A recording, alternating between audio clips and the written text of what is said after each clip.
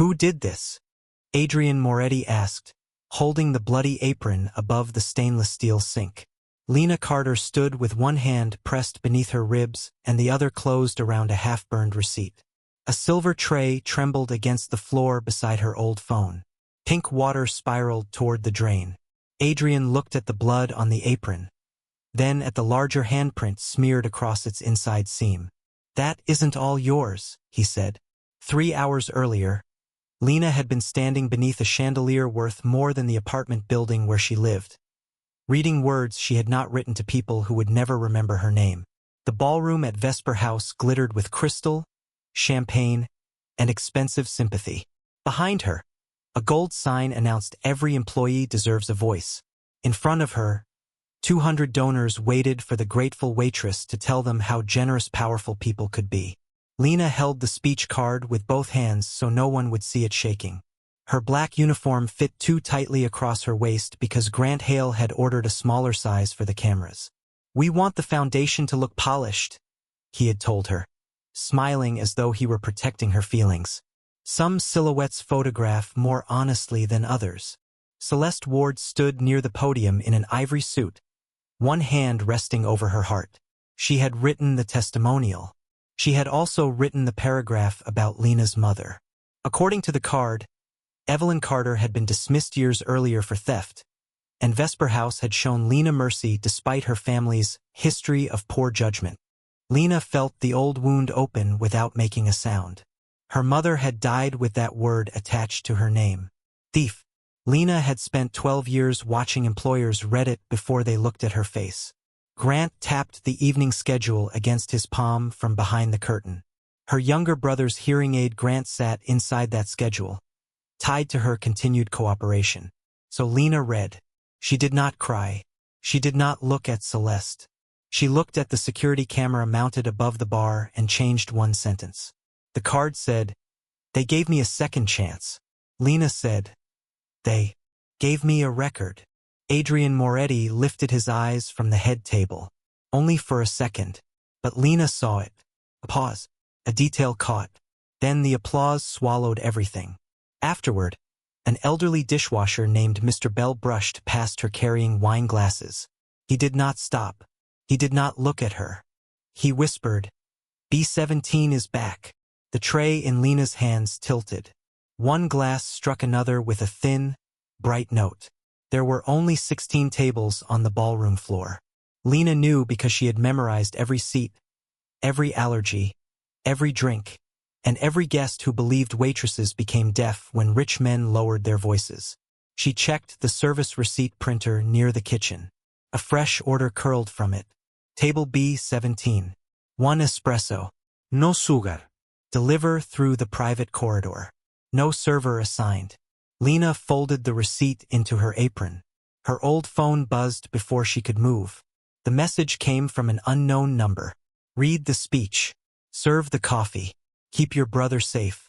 Lena stared at the words until the screen dimmed. Then she deleted nothing. She photographed the message with the phone's cracked front camera reflected in the back of her silver tray. That was when Grant appeared behind her. "You're very observant tonight," he said pleasantly. "For someone whose job depends on not noticing." Lena slid the receipt deeper into the apron pocket and turned to face him. "Then you shouldn't have printed it where a waitress could see." His smile remained. His eyes did not. Across the kitchen, a camera slowly rotated away from them. Grant reached for her wrist. Lena stepped back first. Not fast enough. The last thing she noticed before he pulled her toward the private corridor was the black mother-of-pearl button missing from his right cuff. The same kind later found caught inside the blood-soaked seam of her apron. Grant's fingers closed around Lena's wrist, not hard enough to leave a mark where guests might see, but hard enough to tell her he had practiced this kind of warning before. The private corridor was colder than the kitchen, lit by a strip of blue emergency lights that turned the wet tile silver beneath their feet. Behind them, the dish machine roared, plates struck racks, and someone rang the service bell twice. Ordinary sounds. Safe sounds. Grant pulled her past the linen closet and stopped beneath camera 4. Its red indicator was dark. "You're going to hand me the receipt," he said. His voice stayed gentle, almost bored. Then you're going to finish your shift, collect your tips, and forget a printer made a mistake. Lena looked at the camera. It was working at 8:42. Grant's thumb pressed deeper into the inside of her wrist. You remember too much. That's what you pay me for. His smile thinned. He released her only when footsteps approached from the ballroom. Celeste appeared carrying Adrian Moretti's black overcoat across one arm. Her perfume reached Lena first, white jasmine over something medicinal and sharp. There you are, Celeste said, as if Lena had wandered away from a school tour. Mr. Moretti is waiting on his coffee. She glanced at Lena's wrist, then at Grant. Neither asked why camera 4 was off. Celeste draped Adrian's coat over a service chair. A blue key card slipped halfway from the inner pocket. Lena had seen one like it clipped to Grant's belt 5 minutes earlier. 2 cards.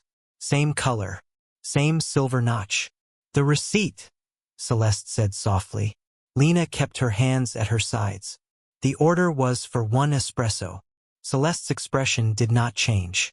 And the printer logged 2 cups. Grant looked at her. Just 1 breath too late. Lena felt the details settle into place. 1 coffee for Adrian. 1 for someone the floor plan did not admit existed. Celeste stepped closer and adjusted Lena's crooked name tag with 2 cool fingers. The gesture looked maternal from a distance. Up close, her thumbnail pressed directly against Lena's collarbone. You have a remarkable instinct for making simple things sound dangerous, she said. That instinct can be exhausting for employers. Lena's old phone buzzed inside her apron. A bank alert flashed across the cracked screen. Deposit pending, $60,000. She had never seen the account number beneath it. Grant saw the amount. Celeste saw Lena see him see it. Silence tightened the corridor. From the ballroom, applause rose again. Adrian Moretti had returned to his table. Through the narrow glass panel in the service door, Lena could see him lift the replacement espresso but not drink. His eyes moved once toward the dark camera above her, then toward the reflection in the glass, where Celeste stood too close and Grant blocked the exit. Adrian set the cup down. He took out his phone and photographed something on the table. No signal, no command, just 1 quiet movement. Celeste picked up the blue key card from the coat and slipped it into Lena's apron pocket. There, she said. Now when security checks, we can all be honest about where they found it. Lena closed her hand around the card through the fabric. She could have thrown it. She could have shouted. Instead, she memorized the time on the corridor clock, 9:17. Then she looked Celeste directly in the eyes. You should have checked the camera before you planted it. Celeste's smile returned. I did. Lena's phone buzzed again. A voicemail notification appeared from a number disconnected 12 years earlier. MOM, 1 new message. Before Lena could open it, the screen changed by itself. Voicemail deleted. Lena stared at the empty voicemail screen until the letters blurred. For 1 second, the corridor disappeared, and she was 12 again, sitting beside her mother at a kitchen table under a flickering bulb, watching Evelyn sign papers she had not been allowed to read. Then Celeste's perfume cut through the memory. Phones are unreliable things, she said softly, especially old ones. Lena lifted her eyes. You knew it was old. Celeste's smile held, but Grant's did not. Somewhere beyond the service door, a fork struck china. The sound was small, bright, and sharp enough to split the silence. Lena reached into her apron as if checking for the planted key card, but her fingers closed around the folded B-17 receipt instead. The paper was warm from her body. 2 espresso entries had been printed 6 seconds apart. Same table, same order, different authorization codes. One belonged to the ballroom register. The other came from a terminal in the locked wine room. Lena knew because she had reset that terminal after a power outage last winter. Celeste stepped between her and the ballroom. You look pale, she said. Perhaps you should clock out before stress makes you confused. I'm not confused. Of course not. Her voice softened further. But people under financial pressure sometimes build stories around ordinary mistakes. A strange message. A duplicated receipt. A deposit they forgot applying for. Lena looked down at the bank alert still glowing on her phone. I never applied. Grant folded his arms. Then consider it a blessing. Blessings don't come with account numbers I've never seen. Through the narrow glass panel, Adrian Moretti remained seated beneath the chandelier, one hand near the untouched espresso. He appeared to be listening to a donor beside him, but his gaze was fixed on the silver spoon. Lena followed it. The spoon lay on the wrong side of the saucer. She had placed it on the right. Someone had touched the cup after she served it. Adrian lifted the saucer, turned it once, and examined the underside. Then he looked toward the service corridor. Not at Lena, at Celeste. Grant noticed. His hand moved toward his phone. Celeste stopped him with the smallest shake of her head. Lena slipped the receipt into the lining beneath her apron pocket, behind a loose stitch her mother had taught her to use for emergency cash. I need to replace Mr. Moretti's coffee, she said. Grant laughed once. You've done enough serving for one night. The cup was moved. Celeste's eyes sharpened. By whom? That's what I'd like to know. For the first time, Adrian stood. The ballroom did not go silent all at once. Conversation died in pieces as people noticed the most dangerous man in the room was no longer pretending to enjoy the gala. He crossed to the service door without hurry. 2 bodyguards followed several feet behind. Celeste opened the door before he reached it, already wearing concern. Adrian, Lena is having some difficulty. I was just arranging a ride home. His eyes moved to Lena's bruised wrist, then to the key card creating a hard rectangle beneath her apron. Take it out, he said. Lena removed the card and placed it on a metal service tray. Adrian did not touch it. Where did you get this? She found it in your coat, Celeste answered. Adrian's gaze shifted to her. I asked Lena. The corridor seemed to narrow. Lena said, Ms. Ward put it in my pocket at 9:17. Grant exhaled through his nose. Celeste gave a patient smile. She's frightened. Fright can distort sequence. Adrian looked at the dark camera above them. When did that stop recording? Grant answered too quickly. 9:20. Lena reached beneath her apron seam and unfolded the receipt. No, she said. The second B-17 order printed at 9:14. The camera was already dark when he grabbed me at 9:12. Adrian took the paper at last. He studied both authorization codes, then glanced at the untouched espresso through the glass. 2 coffees, he said. 1 table that doesn't exist. Celeste's face remained composed, but she closed her hand around Adrian's coat. Lena saw something blue flash inside the lining. Another key card. Adrian saw it too. And this one had a dried brown stain along the edge that looked almost black under the corridor lights. Adrian held out his hand for the second key card. Celeste placed it on his palm without hesitation, as though surrendering evidence had been her idea. The brown stain along its edge had dried into the grooves around the magnetic strip. Probably coffee, she said. This building is full of careless hands tonight. Lena watched Adrian turn the card beneath the blue corridor light. He did not smell it. He did not ask whose coffee. He simply looked at Grant. Private room. Now. The VIP dining room sat behind smoked glass and walnut doors, 20 feet from the ballroom and a world away from the kitchen. The carpet swallowed footsteps. Oil paintings watched from gilded frames. A decanter of bourbon waited beneath a brass lamp, untouched and expensive. Lena stood at the end of a table built for 14 while Celeste, Grant, 2 board members, Adrian's attorney, and the head of security took their seats. No one offered her a chair. Grant placed a tablet in front of Adrian. We reviewed the relevant footage, he said. I think this will make the situation less confusing. The screen showed Lena entering the wine room with the blue keycard. Her black apron hung wide around her body. Her right hand opened a locked cabinet. She removed a small bottle, slipped it beneath the apron, and turned just enough for the camera to catch the curve of her cheek. Then Grant entered. The image froze. Celeste folded her hands. No one enjoys seeing an employee sabotage her own future, she said gently. But compassion requires honesty. Lena has financial stress, a dependent brother, and now an unexplained deposit. Desperation can make decent people do humiliating things. One of the board members glanced at Lena's body, then at the frozen figure on the screen, as if the width of an apron settled guilt. Perhaps we can avoid police involvement, he said, if she signs an admission and resigns quietly. Adrian's attorney slid a statement across the table. The paper stopped 6 inches from Lena's hand. She read the first line. I, Lena Carter, knowingly entered a restricted area and removed controlled medication. Beneath it waited her printed name and a blank signature line. The room seemed to lean toward her. Grant gave her the same polished smile he used when cutting shifts. This is the kindest version available. Lena tightened her fingers around the silver tray she had carried in with the 2 key cards and B-17 receipt. The tray did not shake.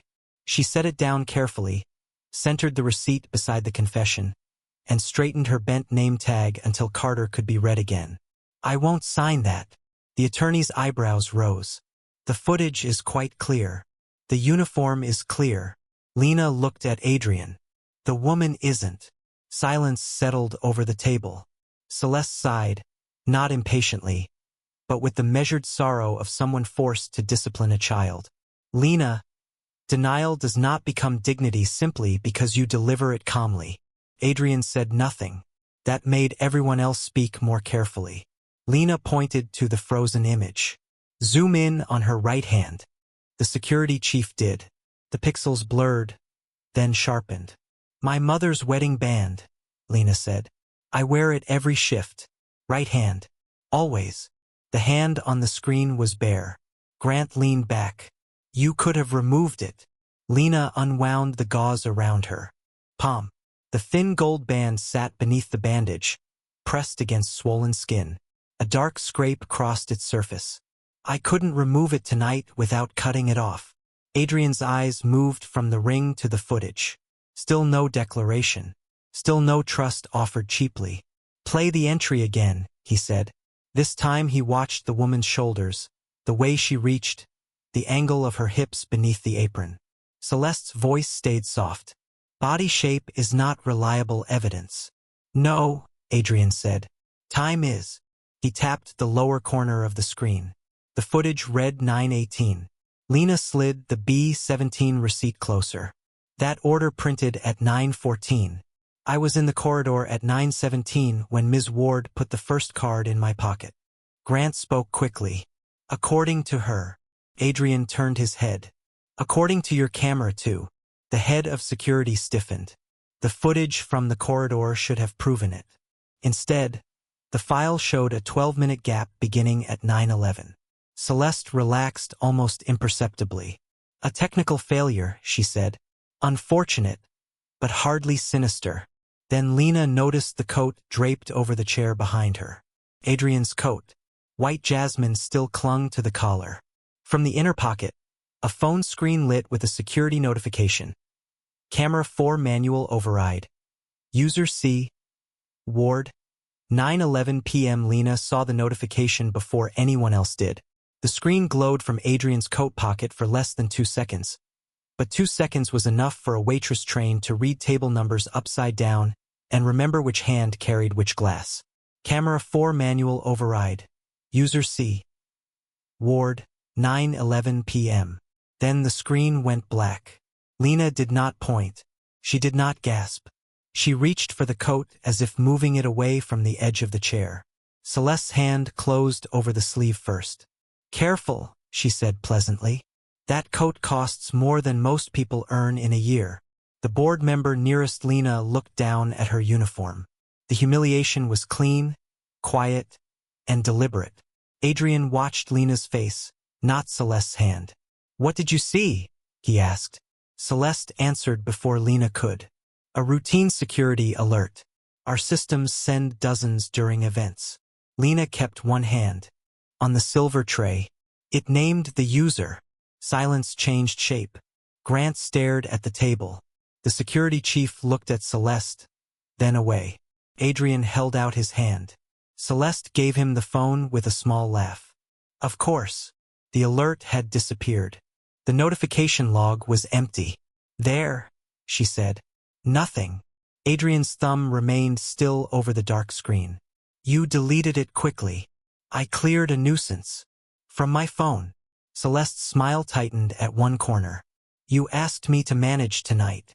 Lena felt something stiff beneath the torn lining of her apron. She had noticed it before the meeting but had not dared reach for it while Grant watched. Now she slid 2 fingers through the ripped seam and pulled out a narrow plastic band, cloudy with age. A hospital bracelet. The clasp was yellowed. The ink had faded to gray, but the name remained. Evelyn Carter. Lena forgot the room for one breath.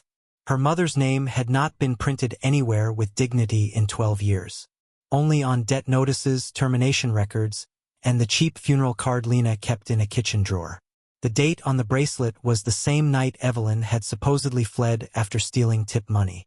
Lena placed it beside the B-17 receipt. She did not hand it to Adrian. "This was inside my apron," she said. Grant leaned forward. "That's absurd. She could have planted it." "I didn't know it existed." Celeste's tone became gentler, almost maternal. "Lena, grief can make objects feel meaningful when they are merely old." Lena looked at her. "You knew she was dead." Celeste paused. "Barely. You mentioned your mother in the testimonial." "The testimonial said she was dismissed. It never said she died." The room went so still the air conditioner sounded loud. Adrian picked up the bracelet by its edge. His eyes fixed on the hospital code printed beneath the date. VMC 17. Something moved behind his expression. Not recognition exactly, but memory trying to surface. "My father used that clinic," he said. The attorney shifted. "For private injuries." Celeste folded her hands. "Many employees were treated there." Lena turned the bracelet over. On the back, beneath a strip of dried adhesive, someone had written 3 letters in blue ink. C.W. Adrian read them. He did not look at Lena this time. He looked at Celeste. "You brought her in." Celeste inhaled slowly. "I may have assisted after an incident. It was a long time ago." "What incident?" "I don't recall." Lena took out her old phone. The deleted voicemail had left a 3-second fragment in the cache. Too damaged for words, but not for sound. She played it. First came her mother's breath. Then a woman's voice, calm and close. "Sign the second page, Evelyn." Celeste's face did not collapse. That would have been easier. It became perfectly blank. Adrian lowered the hospital bracelet onto the table with more care than he had shown anything else in the room. Then he asked the woman he had trusted for 15 years one quiet question. "How many second pages did you make them sign?" Adrian did not raise his voice. He only turned the hospital bracelet once between his fingers, studying the faded ink as if the truth might be hiding in the pressure of a pen stroke. Rain tapped against the smoked glass windows. Somewhere beyond the walnut doors, the dish machine started another cycle, a low mechanical rush followed by the soft collision of plates. No one in the room moved. "How many?" he asked again. Celeste looked at the bracelet, then at Lena. "You are giving grief the shape of a conspiracy." Adrian's expression did not change. "That wasn't my question." His attorney closed the folder in front of him. The security chief lowered his eyes. Grant stood near the door with his injured hand tucked behind his back, as though hiding it could return the evening to normal. Lena reached for the B-17 receipt before anyone else could. She flattened it beside her mother's hospital bracelet and pointed to the authorization code.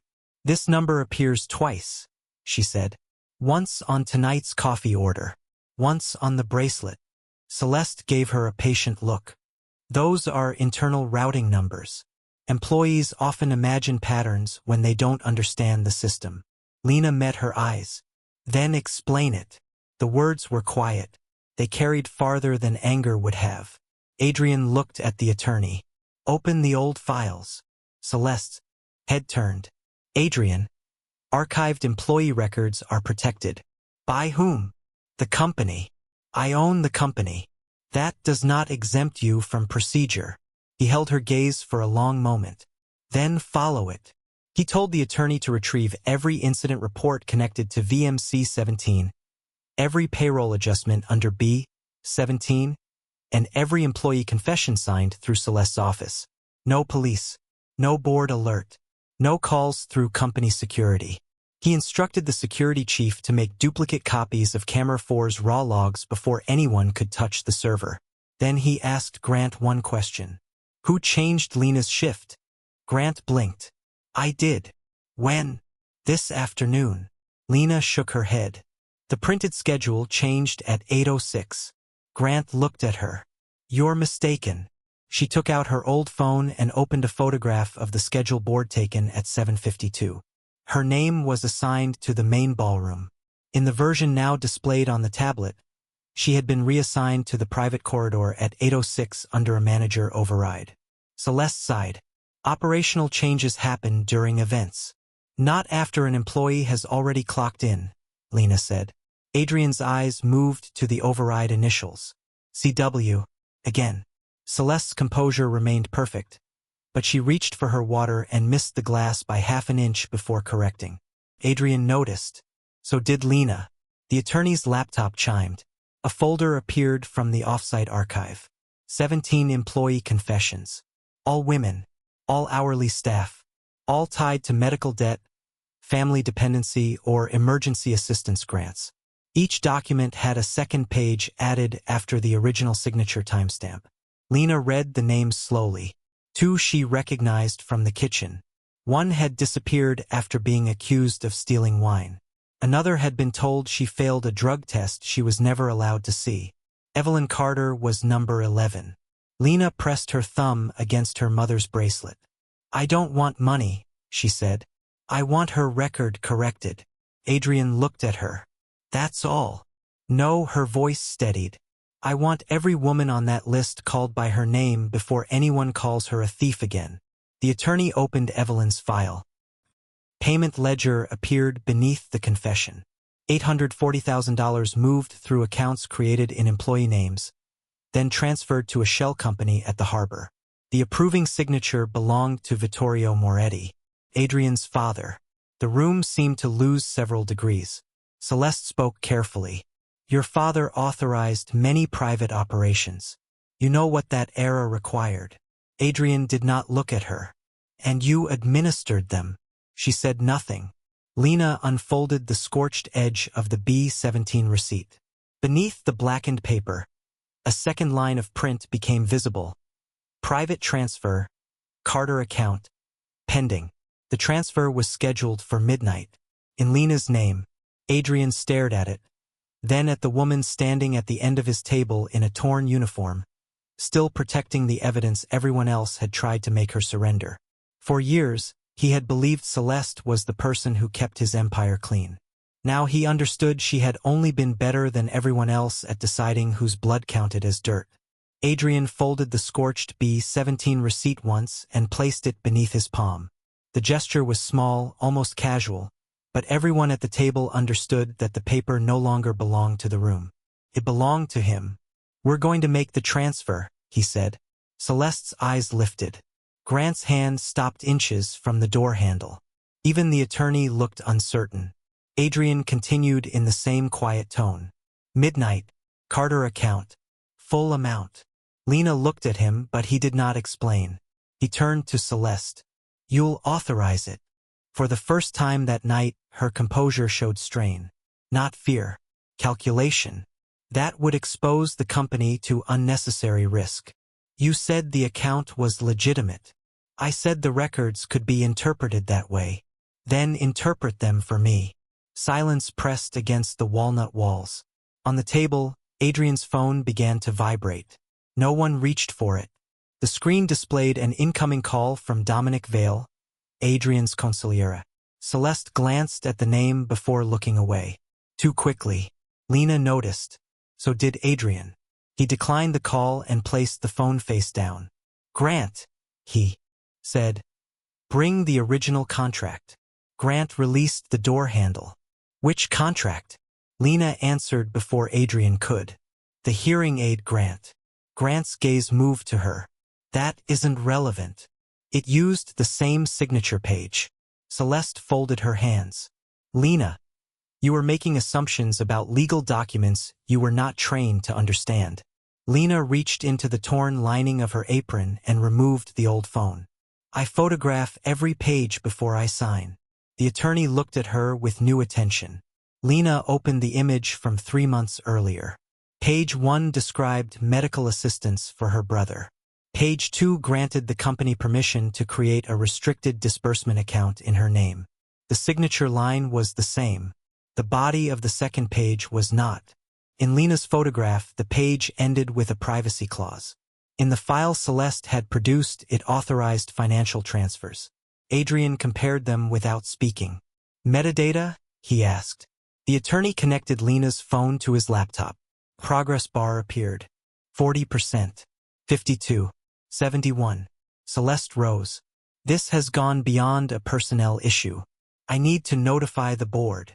Adrian looked at the chair she had left. Seat. She did. The laptop chimed. The original photograph had been taken at 3:14 p.m. The altered contract had been uploaded at 3:19. The approving user was C. Ward. Celeste leaned back slowly. My credentials are used by my staff. Lena looked at the untouched glass of water beside Celeste's hand. Not for voice verification. Celeste's fingers stopped. Adrian turned to Lena. Explain. The transfer platform makes managers repeat a phrase before changing a signed contract. Grant said it once in the corridor last month when the system locked him out. She looked at Celeste. Blue ledger, clear passage. Grant's face tightened. Celeste gave a restrained smile. A common security phrase. Adrian nodded to the attorney. Run the audit. The file loaded. A waveform appeared, followed by the recorded authorization. Celeste's voice filled the room, cool and unmistakable. Blue ledger, clear passage. No one moved. Adrian let the recording play a second time. Then a third. Celeste's phone vibrated against the table. The screen showed a message preview from Dominic. Did she find the first receipt? Her hand moved toward it. Adrian placed 2 fingers over the phone before she could touch it. Don't. The word was barely louder than the rain. Lena watched Celeste's breathing change. Not enough for the board members to notice. Enough for a waitress who had spent years learning when wealthy people were about to deny something they already knew. Adrian opened a blank message on his own phone and slid it toward Lena. Tell him you found it. She typed slowly. I have my mother's receipt. Where do you want it? The reply came before the screen dimmed. Private ballroom. Bring it alone. Use the south door. Adrian read it once. Then he looked at Celeste. You said Dominic knew nothing about B-17. Celeste did not answer. The camera light above the liquor cabinet blinked red. Adrian had activated it minutes earlier without anyone noticing. He turned the second key card over on the table and asked, almost gently, which door does this open? Celeste looked at the card, then at Lena, and finally understood the room had changed. Lena was no longer standing at the end of the table waiting to be believed. Adrian had moved her chair beside his. Adrian did not move the chair again. He left Lena beside him and told the others the gala would resume in the private ballroom at 11:45. Celeste objected once. Dominic called twice. Grant asked whether security should clear the floor. Adrian answered each of them with the same 2 words. Not yet. 40 minutes later, the ballroom had been reset as though nothing had happened. Crystal glasses stood in straight lines beneath the chandeliers. The gold sign behind the stage still read every employee deserves a voice. Donors, board members, restaurant managers, and senior staff filled the room, confused by the late-night announcement. Lena stood near the service entrance in a clean black shirt, but she still wore the torn apron over it. The blood had dried almost brown. Her name tag remained bent. Celeste took the microphone first. Of course she did. We are addressing an internal theft involving a distressed employee, she said, her tone gentle enough to sound charitable. Ms. Carter has been under considerable financial and emotional strain. We ask everyone to remember that compassion and accountability can coexist. Grant placed the confession on the podium. Dominic entered through the south door, saw Lena, and stopped. His hand tightened around a leather folder. Adrian watched him from the head table without expression. "You brought it?" Dominic asked. Lena held up the scorched B-17 receipt. "You said alone." A murmur moved through the room. Dominic looked toward Celeste. That one glance was enough to change the air. Lena walked to the podium. The spotlight made every stain on the apron visible. Celeste smiled at her as if offering mercy. "Sign the statement, Lena. We can correct the record privately." Lena placed the receipt beside the confession. "My mother signed privately." Then she took out her old phone. The screen was cracked, the case worn white at the corners, but the backup file opened. First came the original Grant contract, then the altered version, then the voice authorization. Celeste's recorded words filled the ballroom. Blue ledger, clear passage. No one clapped. No one breathed loudly enough to be noticed. Adrian's attorney projected the security audit. Camera 4 had been disabled under Celeste's credentials at 9:11. Grant's shift override appeared at 8:06. The false account in Lena's name opened 3 minutes after she signed the medical grant. Dominic's shell company received every withdrawal. Celeste kept her chin lifted. "Digital records can be manipulated." Lena nodded. "So can uniforms." She played the wine room footage. The woman wearing Lena's apron entered without her mother's ring. The frame froze on her wrist. A burn scar crossed it in the shape of a crescent. An older waitress near the back began to cry. "That's Marisol," she whispered. "She disappeared after they said she stole morphine." Lena opened Evelyn's hospital file. Same clinic code. Same second page. Same approving chain. Then she placed the hospital bracelet under the camera so the name filled the ballroom screen. Evelyn Carter. Payment invoice appeared. Behind it, authorized by Vittorio Moretti, Adrian's father. Adrian stared at the signature. The color left his face so slowly it was worse than shock. For years, he had believed his father's books were clean because Celeste had told him they were. For years, women had been erased beneath his family's name while he sat in rooms like this and mistook silence for order. He looked at Lena, but she was not watching him. She was reading the names from the ledger. One waitress, then another, then another. 17 women stood as their names were called. Celeste's confidence cracked only when Lena reached the final line. Lena Carter, pending termination. Lena picked up the pen placed beside the confession. Celeste leaned forward. "Think carefully." Lena crossed out liability and wrote one word beneath it. "Witness." Adrian removed his father's signet ring from his hand. He set it on top of the B-17 ledger and looked at Dominic. "Call my attorney." The attorney came before the applause could decide whether it belonged in the room. So did the Federal Financial Crimes Unit, called quietly from the service hallway while Celeste was still holding the microphone. Dominic was removed first. Grant tried to leave through the south door, but the key card failed in his hand because Adrian had already canceled every credential tied to B-17. Celeste did not resist. She only looked at Lena as 2 investigators asked for her phone. "You have no idea what this will cost," she said. Lena touched the bent edge of her name tag. "I know what it already cost." The consequences did not arrive in one dramatic night. They came in documents, hearings, frozen accounts, sworn statements, and names restored line by line. Celeste was charged with fraud, witness intimidation, evidence tampering, and conspiracy. Dominic's shell companies were seized. Grant lost his license to manage hospitality properties and later accepted a plea for assault and coercion. The board dissolved the charity fund and placed every remaining dollar under an independent trust.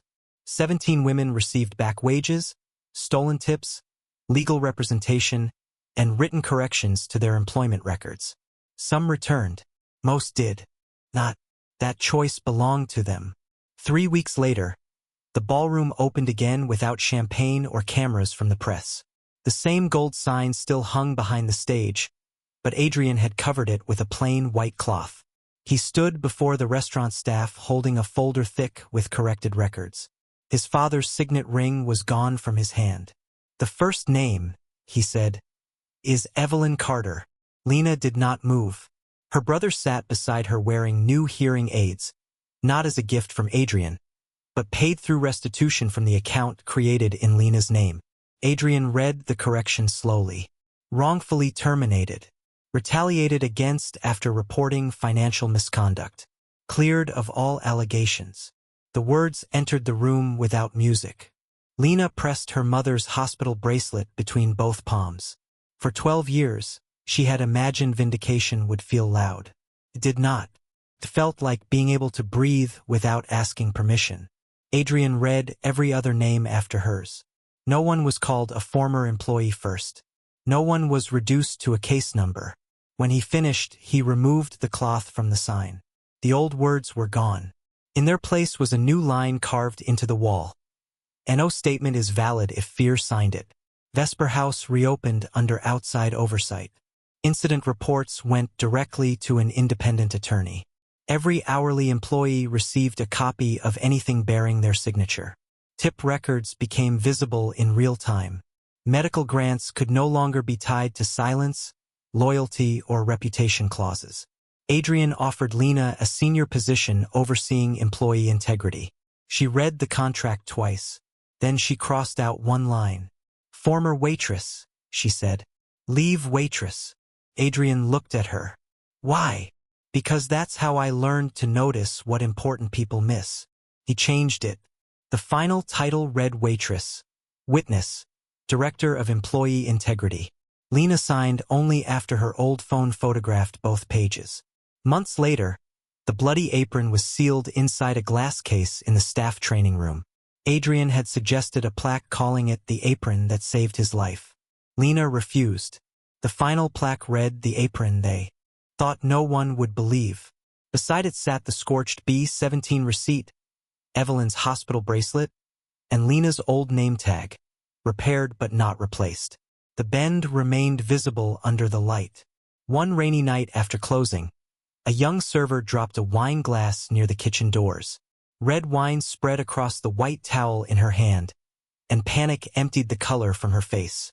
"I'm sorry," she whispered. "I'll sign whatever you need."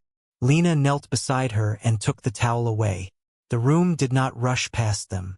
The manager did not reach for a form.